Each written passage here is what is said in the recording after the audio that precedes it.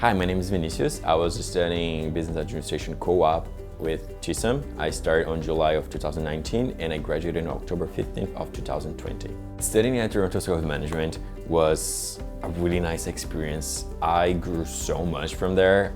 Vini of 2019 compared to the Vini that I am right now, it's such a difference, right? I was living with my mom when I was living in Brazil. So after a month that I was here, I was completely lost. When I first got on TSOM, I believe it was my second day in Canada. And I went to student services, was already 4:30 something, and student service closed at 4:30, but two girls were still there. And I didn't know which brush shampoo or anything.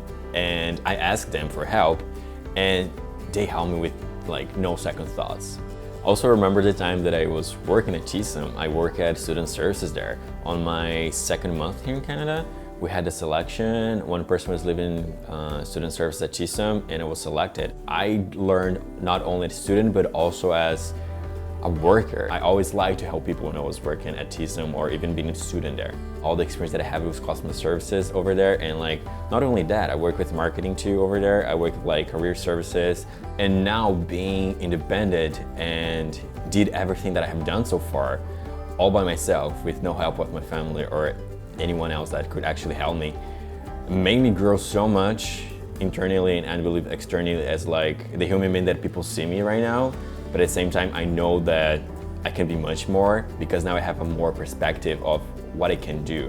So I think now I trust myself more to make my own decisions and grow in life by myself.